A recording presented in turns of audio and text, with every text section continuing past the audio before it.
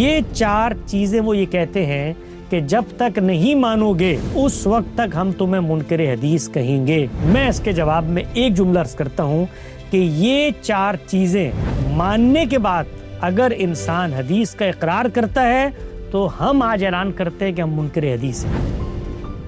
پہلے ابتدا میں ایک بہت ہی کریٹیکل سوال کرنا چاہوں گا، اور ہم نے اس کے حوالے سے ابھی نیوز میں بھی کور کیا تھا۔ یہ تو خیر مفتی طارق مسعود صاحب نے ابھی حال ہی میں اعتراض کیا تھا، لیکن اس سے پہلے بھی بہت سے علماء کرام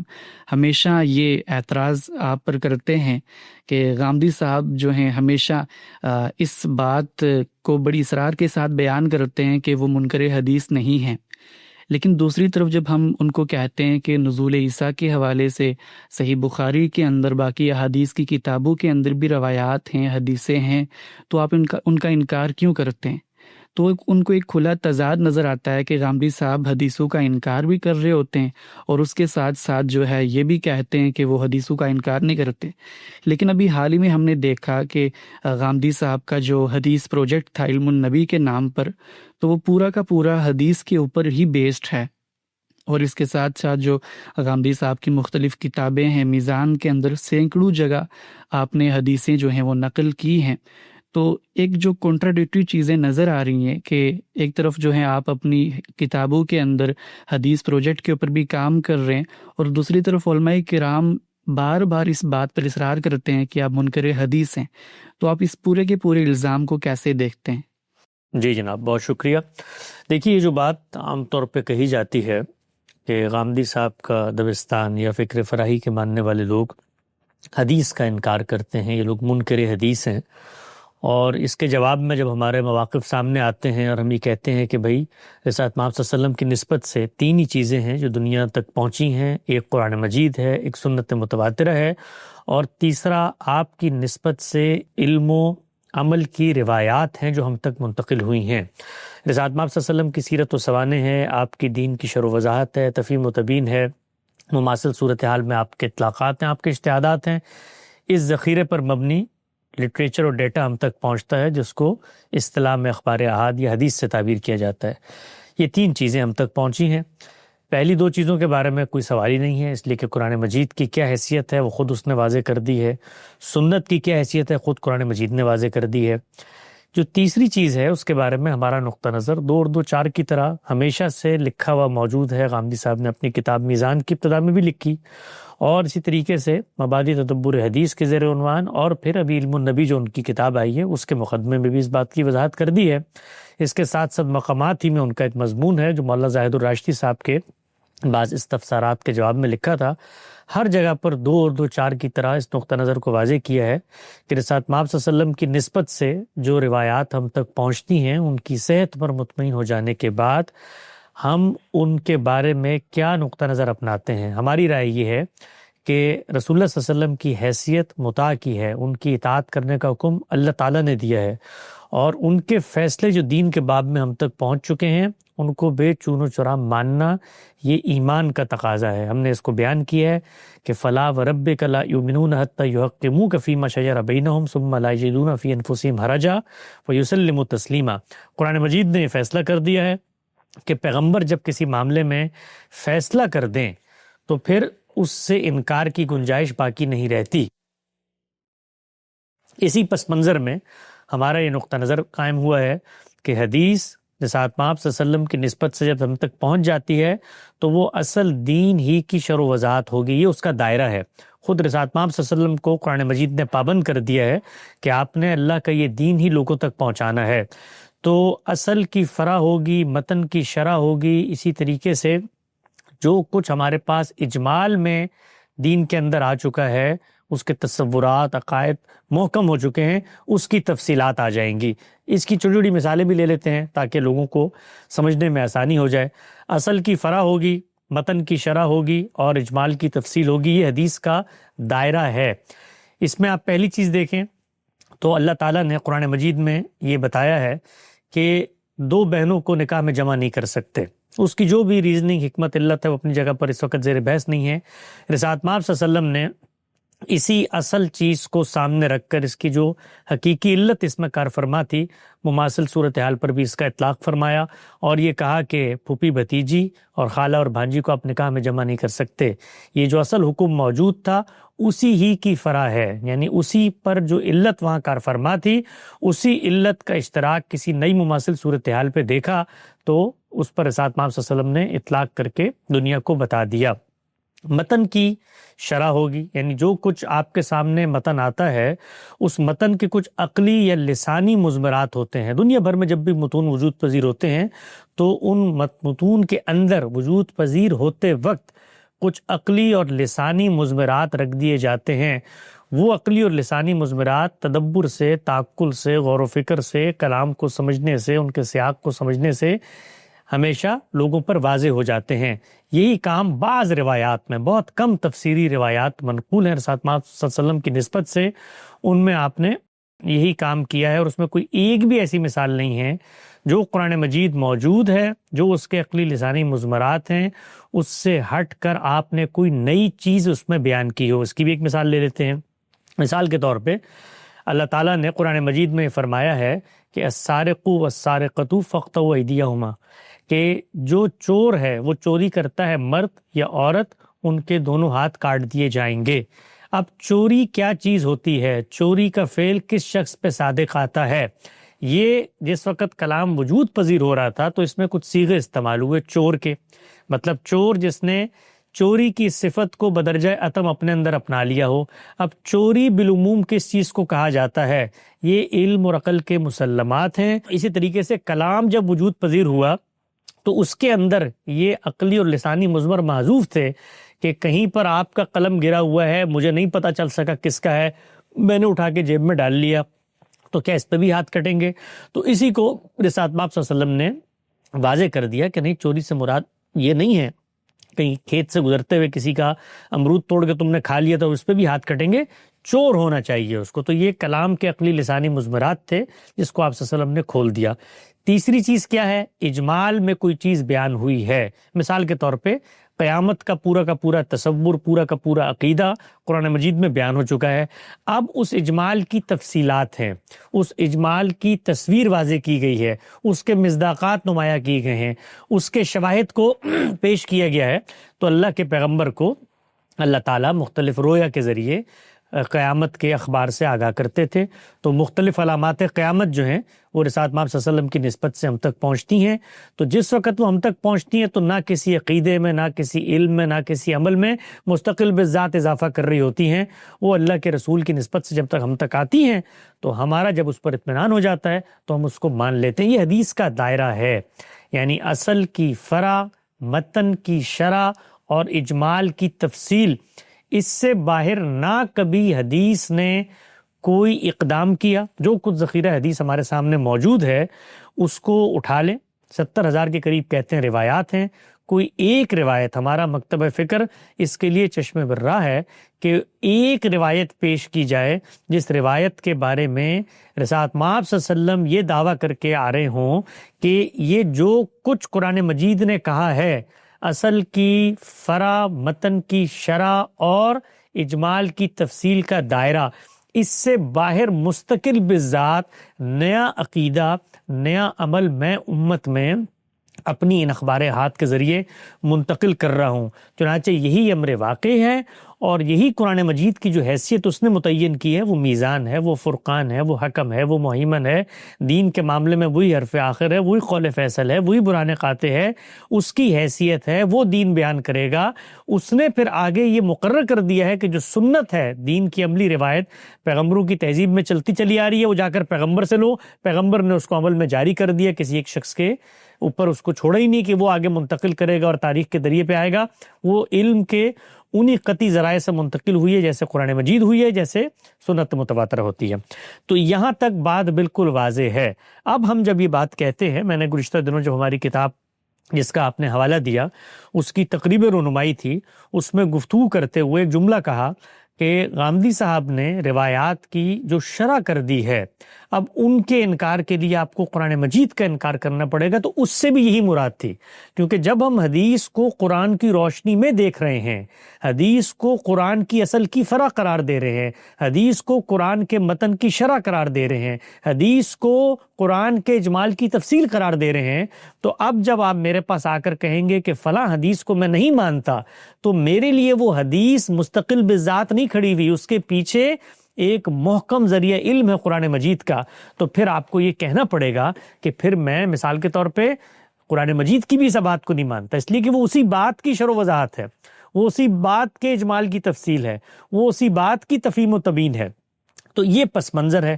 اس پس منظر کو سننے کے بعد بالکل واضح ہو کے چیزیں اپنی جگہ پہ آ کے بیٹھ جاتی ہیں۔ آپ یہ دیکھیے کہ جب وہ اپنی جگہ پر آ کر بیٹھ گئیں تو پھر غامدی صاحب نے پورے دین کو قرآن و سنت سے اخذ کیا اور بتایا کہ اخبار احاد اس میں کسی عقیدہ و عمل کا اضافہ نہیں کرتی، تاہم اس کے اندر جب فیصلے آ جاتے ہیں، فیصلے کیسے آتے ہیں؟ جن کی میں نے مثال دی، کسی متن کی شرح آ جائے گی تو میرے پاس وہاں متن موجود ہوگا، اس کے اندر وہ عقلی لسانی مضمرات ہوں گے، تو میں کھول کے بتا دوں گا یہ بالکل درست شرح کی ہے، بلکہ رسالت مآب صلی اللہ علیہ وسلم کی نسبت سے تو آتی ہے اور ان کا وہ بے خطا علم ہے۔ اس سب کے باوصف اگر کوئی عالم مجھے بتاتا ہے کہ فلاں آیت سے یہ مراد ہے، تو وہاں پر بھی میں یہی عمل کرتا ہوں اور یہ دیکھتا ہوں کہ بھائی اگر یہ متن کا حوالہ دے رہا ہے تو متن کے اندر اس کو پایا جانا چاہیے۔ تو جس طرح میں وہاں انکار کی پوزیشن میں نہیں ہوتا، تو رسالت مآب صلی اللہ علیہ وسلم کی نسبت سے آنے والی اخبار میں تو بدرجہ اتم انکار کی پوزیشن میں نہیں، اور اس سے آگے بڑھ کے قرآن مجید نے مجھے یہ بتا دیا ہے کہ تم اس بارے میں انکار کر ہی نہیں سکتے، اس لیے کہ فیصلہ وہاں پر رسول اللہ نے کر دیا ہے۔ فیصلہ ہونا چاہیے، فیصلہ آنا چاہیے۔ خود جو ذخیرہ حدیث ہے اس کو ہمارا علم بھی مختلف اقسام میں بانٹتا ہے اور یہ بتاتا ہے کہ فیصلے کیا ہیں، عادات کیا ہیں، سنت عادیہ کیا ہے، سنت خدا کیا ہیں۔ تو دین کے معاملے میں رسالت مآب صلی اللہ علیہ وسلم کی جو شرح و وضاحت ہے، جو رسالت مآب صلی اللہ علیہ وسلم کے فیصلے ہیں، ان کو ماننا مسلمان کے لیے یہ کوئی علم کی بحث نہیں ہے، یہ اس کے مومن ہونے کی بنیادی شرط ہے۔ قرآن مجید نے کہہ دیا ہے کہ خدا کی قسم وہ مومن نہیں ہو سکتا جو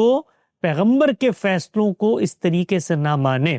تو یہ ہمارا موقف ہے، اس موقف میں ہر چیز اپنی جگہ پر آ کر صحیح بیٹھ جاتی ہے، لیکن اس موقف کو سننے کے باوجود جب ہمارا جو سامنے کا طبقہ ہے، روایتی علم کہیے، روایتی طبقہ کہیے، علماء کرام کہیے، وہ جس وقت اعتراض کرتے ہیں تو ہمیں ٹھنڈے دل و دماغ سے، بڑی محبت سے، بڑے تحمل سے سمجھنا چاہیے کہ اب ان کا اعتراض باقی کیا رہ گیا ہے، اس لیے کہ حدیث تو اس کی جگہ پر آ گئی اور حدیث کو ہم نے قرآن مجید کی شرح بنا دیا، متن کی فرع بنا دیا، اجمال کی تفصیل بنا دیا، تو اب اس کو تو ہلایا نہیں جا سکتا، اس کا تو کوئی شخص انکار کر ہی نہیں سکتا۔ اس کے بارے میں تو ہم نے یہاں تک کہہ دیا کہ اب جو ہم نے اس کی تعبیر کی ہے قرآن کی روشنی میں، آپ میرے فہم سے اختلاف کر سکتے ہیں، لیکن اگر آپ انکار حدیث کریں گے تو انکار قرآن ہو جائے گا۔ اس سطح پر جا کر جب بات واضح ہو گئی تو اب بھی علماء کرام کو اگر تردد ہے، اگر ان کو ہمارے موقف پر شبہ ہے، اشکال ہے، تو ہمیں یہ جاننا چاہیے دیانتداری سے کہ ان کا مسئلہ کیا ہے، ان کا کیا پرابلم پیدا ہو گئی ہے جس وجہ سے وہ اب بھی یہ ماننے کو تیار نہیں ہیں کہ یہ جو دوسرے حضرات ہیں۔ اور اس سے آگے بڑھ کے میں آپ سے ایک بات عرض کرتا ہوں کہ ہمارے یہاں اس پوری بحث کے اندر جو مختلف لوگ غلط مواقف پیش کرتے ہیں وہ ہماری بنا استدلال میں کہیں زیر بحث ہی نہیں ہے۔ یعنی عام طور پہ لوگ یہ کہتے ہیں کہ یہ لوگ جو ہے مثال کے طور پہ یہ کہتے ہیں کہ حدیث چونکہ ضمنی ہوتی ہے اس لیے اس کو مت مانو، حدیث چونکہ بہت بعد میں منتقل ہوئی اس کو مت مانو، یہ ہمارے زیر بحث ہی نہیں ہے۔ علم اور عقل کا اطمینان کے وہی اصول ہیں جو محدثین کے اصول ہیں، وہ متن کے بارے میں 2 چیزیں ہیں، وہ متن نقل کرنے والوں کے بارے میں 3 چیزیں ہیں، متن کے بارے میں کہ قرآن و سنت کے خلاف نہ ہو، علم و عقل کے مسلمات کے خلاف نہ ہو، متن منتقل کرنے والا عادل ہو، ثقہ ہو، اس کی عدالت کے اوپر اطمینان ہو، سلسلہ سند کا اتصال ہو، یہ سب چیزیں ہم اسی طرح مانتے ہیں، اس طرح روایتی علم مانتا ہے، گویا اس میں کوئی اختلاف ہے ہی نہیں۔ تو پھر ان کو ہم سے اختلاف کیوں کر پیدا ہو رہا ہے؟ تو اب میں آپ کو پوری دیانتداری کے ساتھ اور طالبانہ انداز میں سمجھاتا ہوں کہ ان کا موقف ہے کیا، اور یہ موقف انہوں نے اپنے قلم سے لکھا ہے، بیان کیا ہے۔ آپ کہیں گے تو ان کتابوں کا، ان آرٹیکلز کا میں براہ راست آپ کو حوالہ پیش کر دوں گا تاکہ یہ بحث پوری طرح صاف ہو جائے کہ کون سا فریق کہاں کھڑا ہے۔ ہمارے یہاں حدیث اس جگہ پر آ کر پلیس ہوتی ہے، وہ قرآن و سنت کے تابع ہے، اس کا یہ دائرہ ہے، اور امر واقعی یہی ہے کہ ہم نے پورے حدیث کے ذخیرے پر کام کر کے بتا دیا کہ یہ دیکھو یہ وہی کام کر رہی ہے۔ اب آئیے سامنے والے استدلال کی طرف۔ علماء کرام کیا کہتے ہیں؟ علماء کرام 4 باتیں کہتے ہیں۔ وہ کہتے ہیں کہ حدیث کے بارے میں جب آپ یہ 4 باتیں نہیں مانیں گے، اس وقت تک ہم کسی شخص کو اقرار حدیث کرنے کا سرٹیفکیٹ نہیں دیں گے، اور ہم اس پر منکر حدیث کا فتویٰ، لیبل، طنز، تعریض جو بھی کہیں یہ چسپا کرتے رہیں گے، عوام کو اس سے متوحش کریں گے، لوگوں کو اس سے متنفر کریں گے اور کہیں گے یہ منکر حدیث ہے۔ 4 چیزیں ہیں، وہ کہتے ہیں یہ 4 چیزیں، اور میں پھر دوبارہ عرض کر دوں کہ اس میں کوئی ادنا شوشے کا اضافہ میں اپنی طرف سے نہیں کر رہا، یہ ان کا لکھا ہوا موقف ہے، میں صرف اس موقف کو بیان کر رہا ہوں تاکہ آپ کے سامنے دونوں طرف کے دلائل آ جائیں۔ تو وہ یہ کہتے ہیں کہ پہلی چیز، اس وقت تک ہم تمہیں منکر حدیث کہیں گے جب تک تم اس پہلی چیز کو نہ مانو۔ وہ پہلی چیز کیا ہے؟ وہ پہلی چیز وہ یہ کہتے ہیں کہ قرآن مجید کے اندر بہت ساری ایسی اصطلاحات، الفاظ استعمال ہوئے ہیں جو مجمل مفتقر الی البیان ہیں۔ اس کا مطلب کیا ہوتا ہے؟ اس کا مطلب یہ ہوتا ہے کہ قرآن نے ایک لفظ استعمال کیا، لیکن اس کا جو مخاطب ہے وہ اس لفظ سے واقف نہیں ہے، وہ اس لفظ کی حقیقت کو، اس کے مصداق کو، اس کے تصور جو اس لفظ کو سن کے پیدا ہوتا ہے، اس کے مفہوم کو جاننے سے قاصر ہے۔ مفتقر الی البیان کا مطلب ہے وہ محتاج ہے کہ اس لفظ کو واضح کیا جائے، اس لفظ کی تفسیر کی جائے۔ تو علماء کرام یہ کہتے ہیں کہ قرآن مجید میں بے تحاشا ایسی چیزیں ہیں جن کو جب قرآن مجید نے استعمال کیا، جس وقت وہ پیغمبر کی زبان سے اپنے مخاطبین کے لیے نکلی، تو وہ لوگ اس کی حقیقت سے مکمل طور پہ غیر آشنا تھے، وہ واقف ہی نہیں تھے، اور وہ جو الفاظ تھے وہ الفاظ محتاج تھے کہ ان کی تفسیر کی جائے پیغمبر کے ذریعے۔ اس سے پہلے ان الفاظ کا کوئی مفہوم مدعا وہ لوگوں پر واقف نہیں تھا۔ اس میں وہ ایک اور بات بیان کرتے ہیں، اس پہ ایک سوال پیدا ہوتا ہے نا کہ بھائی قرآن مجید نے اس کا مطلب ایسے الفاظ استعمال کر دیے جو مخاطبین کے لیے واقفیت ہی نہیں رکھتے۔ ایک طرف قرآن کہتا ہے یہ تفصیل لکل شیء ہے، اس کے بعد کہتا ہے یہ تبیان ہے، اس کے بعد یہ کہتا ہے کہ یہ حق و باطل کا فیصلہ کرنے آیا ہے، اس کے بعد یہ کہتا ہے کہ یہ بلسان عربی مبین نازل ہوا ہے، یہ تمہاری زبان میں ہوا ہے، بلسانک ہوا ہے، تب بھی ہو گیا۔ تو پھر علماء اس کا جواب دیتے ہیں۔ پہلا جواب وہ یہ دیتے ہیں کہ جس وقت قرآن نے لفظ استعمال کیا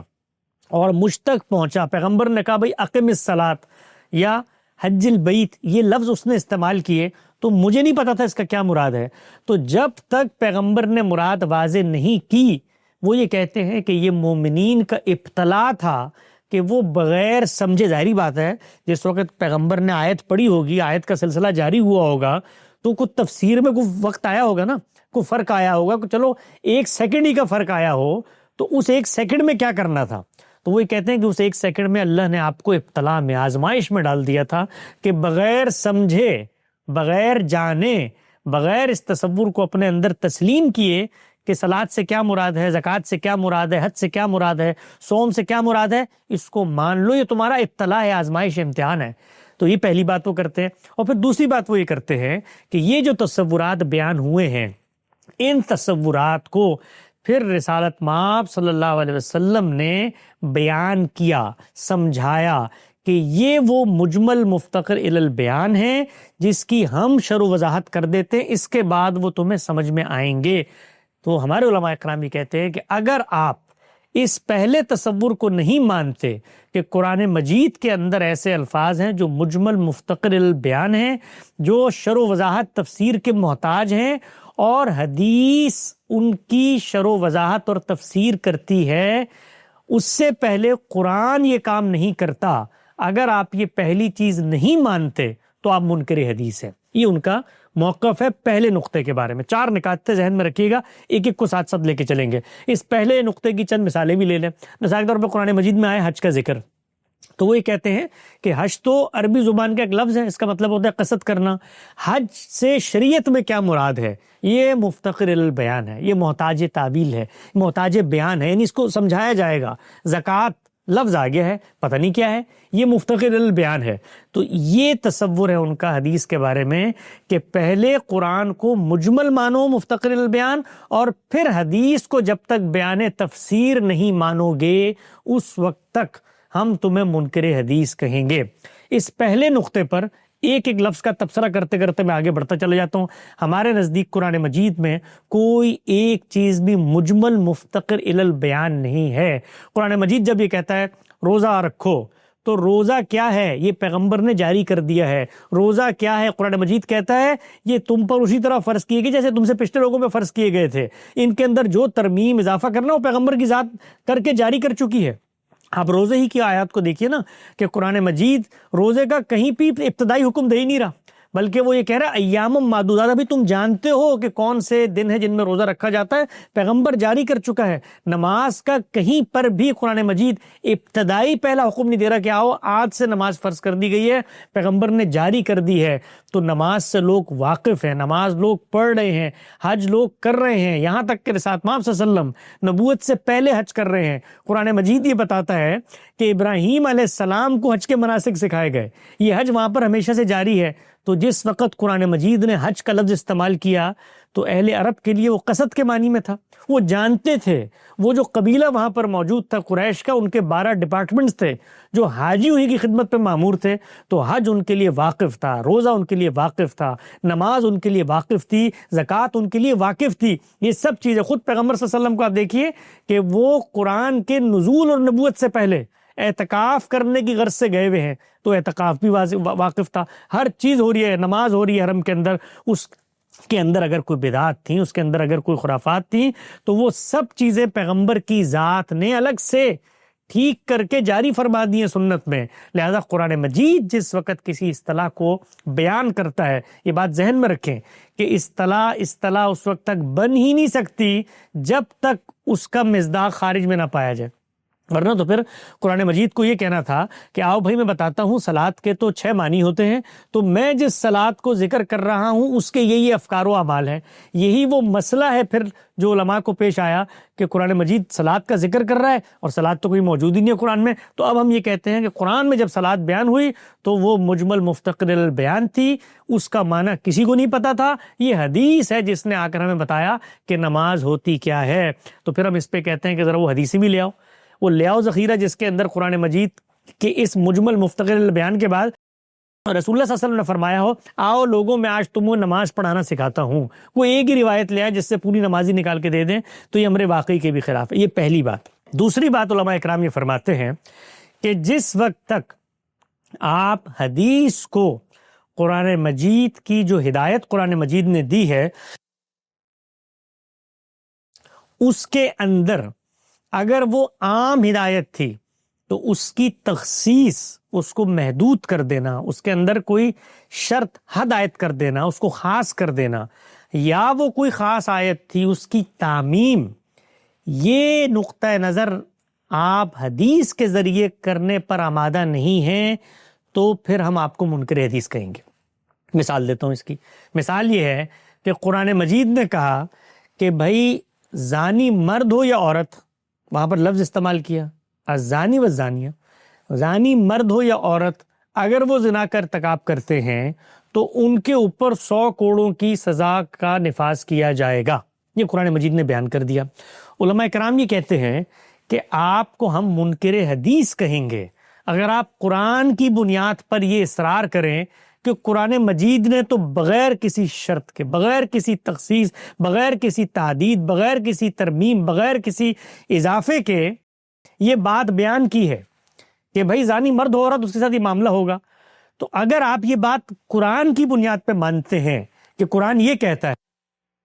تو ہم آپ کو منکر حدیث کہیں گے، اس لیے کہ قرآن مجید جو بھی کہتا ہو وہ یہ کہتا ہو کہ من بعد وصیتن کا جو لفظ ہے وہ بغیر کسی شرط کے استعمال کرتا ہو۔ آپ نے اگر قرآن کی بنیاد پہ دعویٰ کیا نا کہ قرآن مجید نے تو بات کو واضح کر دیا ہے، گویا قرآن مجید قطعی الدلالہ ہے، وہ اپنی بات کو پورے وضوح سے بیان کرتا ہے، تو پھر ہم آپ کو منکر حدیث کہیں گے، اس لیے کہ ہم یہ سمجھتے ہیں، علماء کرام یہ کہتے ہیں ہم یہ سمجھتے ہیں کہ حدیث کے ذریعے سے ہم قرآن مجید کے اندر ترمیم بھی کریں گے، اس کی تخصیص بھی کریں گے، اس کی تعمیم بھی کریں گے۔ اس کی ایک مثال میں آپ کی خدمت میں پیش کر دیتا ہوں۔ وہ یہ کہتے ہیں دیکھو قرآن نے تو کہا تھا نا، تم لوگ آ کے ہمارے سامنے قرآن پڑھتے ہو اور کہتے ہو قرآن اللہ کا کلام ہے، قطعی الدلالہ ہے، اس کا ایک ہی متن ہے اور اس کا مفہوم بھی متعین ہے اور اس کی ایک ہی قرات ہے، سب چیزیں تم کہتے ہو اور اس کے تابع سب چیزیں دیکھو۔ ہم تمہیں بتاتے ہیں کہ رسالت مآب صلی اللہ علیہ وسلم نے تو شادی شدہ اور غیر شادی شدہ کی بنیاد پر یہ تقسیم کی تھی، لہٰذا قرآن مجید کی آیت جو تم پڑھتے ہو اس آیت کے اندر ہم نے تخصیص کر دیے۔ گویا قرآن میں جو چیز زیر بحث ہے، اگرچہ وہ قرآن کے الفاظ میں نہیں ہے، اگرچہ وہ قرآن کے مدعا متن مفہوم میں کہیں نہیں ہے، ہم حدیث کے ذریعے اس قرآن مجید کی اس تعمیم کے اندر تخصیص کریں گے۔ تو وہ یہ کہتے ہیں کہ اب ہم نے یہ تخصیص کر دی ہے کہ قرآن مجید میں جس وقت زنا کی سزا کا ذکر ہوا تو اب وہ سزا صرف غیر شادی شدہ لوگوں کے لیے ہے، ان کو 100 کوڑے لگیں گے۔ شادی شدہ کی سزا ہم لوگ بیان کریں گے، ہم نے روایتوں سے سمجھی ہے اور ہم قرآن مجید کی اس تعمیم پر تخصیص۔ تو جو شخص حدیث کے ذریعے قرآن کی تخصیص کا قائل نہیں ہے، علماء کرام یہ کہتے ہیں وہ منکر حدیث ہے۔ یہ بات اسی طریقے سے وہ لکھتے ہیں، بیان کرتے ہیں۔ اس پر میں 1 منٹ کا تبصرہ کر دیتا ہوں۔ اس طرح کی جتنی روایات لوگ لے کر آتے ہیں اور وہ یہ بتاتے ہیں کہ یہ قرآن مجید کی تعمیم میں تخصیص ہو گئی ہے یا تخصیص کے اندر تعدید ہو گئی ہے، تو ان کے بارے میں ہم یہ بتاتے ہیں کہ آؤ بیٹھو غور کرو، یہ اسی کلام کے عقلی لسانی مضمرات ہیں جن کو رسالت مآب صلی اللہ علیہ وسلم نے کھول دیا۔ یہ کوئی نئی چیز اس میں بیان نہیں ہو رہی۔ مثال کے طور پر جس وقت یہ بات بیان ہوئی کہ چوری کی یہ سزا ہے، تو چوری کیا ہوتی ہے یہ رسالت مآب صلی اللہ علیہ وسلم نے الگ سے تحدید نہیں کی، یہ کلام کے عقلی لسانی مضمرات تھے، اس کا بیان آگے لہٰذا حدیث یہاں پر کوئی نیا کام کر ہی نہیں رہی۔ اسی کے ساتھ ساتھ ہم ان کو یہ بتاتے ہیں کہ جن معاملات میں تمہیں تردد ہو رہا ہے، تم یہ دیکھ رہے ہو کہ بھئی زنا کی سزا تو قرآن نے صرف 100 کوڑے دی تھی، یہ رسول اللہ نے رجم کیوں کر دیا، تو آؤ ان واقعات پہ غور و فکر کرو۔ خود رجم کی سزا قرآن مجید میں زیر بحث ہے اور وہ فساد فی الارض کے ضمن میں ہے، تو روایتوں پر غور کرو۔ روایتیں چیخ چیخ کر پکار کے یہ بتا رہی ہیں کہ ان روایتوں میں جن لوگوں نے یہ جرم کیا تھا وہ محض زنا کا جرم نہیں تھا، وہ فساد فی الارض کا جرم بن چکا تھا۔ چوری جس وقت ڈاکہ بن جائے، قتل جس وقت دہشت گردی بن جائے اور زنا جناب الجبر بن جائے یا کعبہ گری بن جائے، تو اس موقع پر کیا ہوتا ہے، یہ فساد کے زمرے میں آ جاتا ہے۔ تو رسول اللہ صلی اللہ علیہ وسلم نے 2 سزاؤں کا اطلاق کیا ہے، فساد کی سزا بھی دی ہے اور 100 کوڑے بھی مارے ہیں۔ تو تم لوگ ہم سے یہ مطالبہ کرتے ہو کہ قرآن مجید کو ایک طرف رکھ دو اور حدیث کے ذریعے اس کے اندر تبدیلی کر دو، تو اب جب تک یہ تبدیلی نہیں کرو گے تو ہم تمہیں منکر حدیث سمجھیں گے۔ یہ علماء کا دوسرا استدلال ہے۔ تیسرا استدلال ان کا یہ ہے کہ جو کچھ قرآن مجید بیان کر رہا ہے وہ الفاظ میں ہے، ظاہری بات ہے، الفاظ کا ایک مفہوم ہے، مدعا ہے، معنی ہے، جملہ ہے، اس کی تالیف ہوگی، اس کا سیاق و سباق ہوگا، اس سے ایک مفہوم برآمد ہوگا۔ مثال لے لیتے ہیں، قرآن مجید نے کہا کہ اشہر حرم کی پابندی تم پر لازم ہے، یعنی عربوں کے ہاں 4 ایسے، اور دین ابراہیمی کی روایت میں ہمیشہ سے 4 ایسے مہینے تھے جن کے اندر قتال کی ممانعت تھی تاکہ لوگ حج کر سکیں، عمرہ کر سکیں۔ یہ قرآن مجید نے یہ کہہ کر واضح کیا کہ تم ان کے اندر تبدیلیاں کرتے ہو، تم ان کے اندر تغیر کرتے ہو۔ یہ ہم آج واضح کر رہے ہیں کہ اشہر حرم کی حرمت برقرار ہے اور تم نے اس کی پاسداری کرنی ہے، مسلمانوں کو قیامت تک اس کا پابند کر دیا رسول اللہ نے۔ قرآن مجید واضح ہے۔ علماء کرام تیسرا نقطہ یہ بیان کرتے ہیں کہ جب تک آپ حدیث کے ذریعے قرآن مجید کی واضح متعین ہدایت کو منسوخ کرنے پر آمادہ نہیں ہوں گے، گویا اس کو نل اینڈ وائٹ کرنے پر آمادہ نہیں ہوں گے، گویا اس کے خاتمے پر آمادہ نہیں ہوں گے، اس وقت تک ہم آپ کو منکر حدیث کہیں گے۔ مثال لے لیتے ہیں، مثال امام سرخسی بیان کرتے ہیں، بے شمار مثالیں ہیں اس کی، آپ کو روایت کی کتابوں میں ایک مثال لے لیتے ہیں۔ مثال کے طور پہ اشہر حرم کی حرمت کی قرآن نے بات کی تو امام سرخسی فرماتے ہیں کہ رسول اللہ صلی اللہ علیہ وسلم نے اس کو منسوخ کر دیا۔ گویا ہمارے پاس ایک حدیث آئی ہے کہ آپ نے فلاں موقع پر فلاں مہینے میں قتال کیا تھا، اور وہ مہینہ تو چونکہ اشہر حرم ہے تو اس لیے قرآن نے اگرچہ کہا ہو کہ اشہر حرم میں قتال نہیں کرنا، ہم یہ کہتے ہیں کہ حدیث میں یہ آگے ہے کہ آپ نے فلاں مہینے میں یہ قتال کیا تھا، لہذا قرآن کی ہدایت کو ہم نے منسوخ کر دیا۔ تو علماء اکرام کا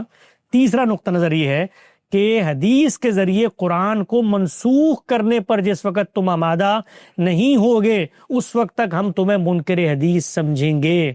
اب آپ دیکھیے کہ وہی روایت جس سے یہ کام کیا گیا، صرف اس کو بخاری میں کھول کے پڑھ لیں تو واضح ہو جائے گا کہ خود قرآن مجید نے تو شرائط عائد کر دی تھی کہ اگر تم پر حملہ ہو جائے ان مہینوں میں تو تم جواب دے سکتے ہو۔ وہ دیکھیے وہ حملہ کس نے آغاز کیا؟ رسول اللہ صلی اللہ علیہ وسلم نے اسی آغاز کیے ہوئے حملے کو کہاں تک پہنچایا؟ خود حدیث کی کتاب نے واضح کر دیا ہے کہ وہ اشور حرم کے اندر ہوا ہی نہیں۔ تو ان سب چیزوں کو جب ہم بیان کرتے ہیں کہ وہی روایت تو وہ کام کر ہی نہیں رہی جس کے ذریعے سے تم قرآن مجید کو منسوخ کر رہے ہو، تو وہ یہ کہتے ہیں کہ ہمارا کرائٹیریا ہے تیسرا، اگر آپ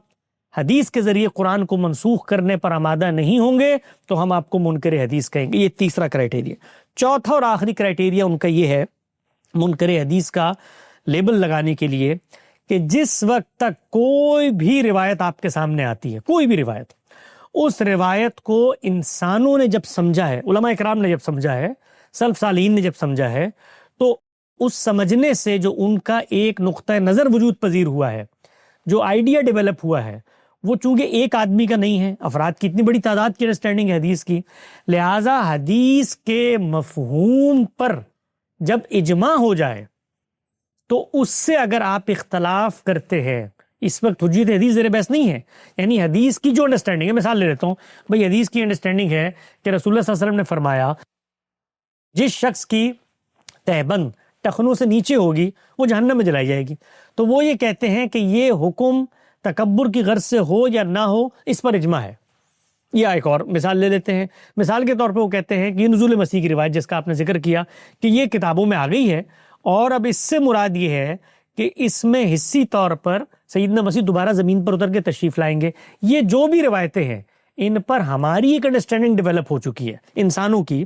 تو اس انڈرسٹینڈنگ سے اگر آپ اختلاف کرتے ہیں، انڈرسٹینڈنگ سے اختلاف کرتے ہیں ہماری انسانوں کی، تو ہم آپ کو منکر حدیث کہیں گے۔ اس پر ہم وہی ایک لفظی تبصرہ کہ جس وقت آپ کی انڈرسٹینڈنگ آتی ہے تو آپ بھی اگر رسول اللہ کی جگہ پہ بیٹھ گئے ہیں اور رسول اللہ نے قرآن کی شرح و وضاحت کی تھی اور ان شرح و وضاحت سے جو ذخیرہ حدیث مرتب ہوا اس کی شرح و وضاحت کی ذمہ داری آپ کو دی ہے، اور ہمیں قرآن نے پابند کر دیے کہ رسول کے بعد ان کے فیصلے بھی مانو اس شرح و وضاحت کے بارے میں، تو ہم مانیں گے، ورنہ حدیث کو دیکھیں گے، اس کا سیاق دیکھیں گے، سباق دیکھیں گے، پس منظر دیکھیں گے، سب سے بڑی چیز اصول دیکھیں گے جس کی وہ فرع بن رہی ہے، متن دیکھیں گے جس کی وہ شرح بن رہی ہے، اجمال دیکھیں گے جس کی وہ تفصیل بن رہی ہے، اور ہزاروں جگہ پر اختلافات ہو سکتے ہیں روایت کی تفہیم میں۔ تو یہ 4 نقطہ نظر ہیں۔ میں طالب علمانہ انداز میں بڑی محبت دیانتداری کے ساتھ یہ عرض کرتا ہوں کہ یہ 4 جو چیزیں میں نے بیان کی ہیں، اگر اس میں کوئی ادنا تحریف کی ہو،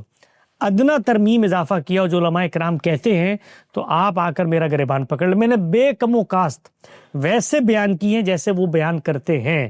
یہ 4 چیزیں وہ یہ کہتے ہیں کہ جب تک نہیں مانو گے اس وقت تک ہم تمہیں منکر حدیث کہیں گے۔ میں اس کے جواب میں ایک جملہ عرض کرتا ہوں کہ یہ 4 چیزیں ماننے کے بعد اگر انسان حدیث کا اقرار کرتا ہے تو ہم آج اعلان کرتے ہیں کہ ہم منکر حدیث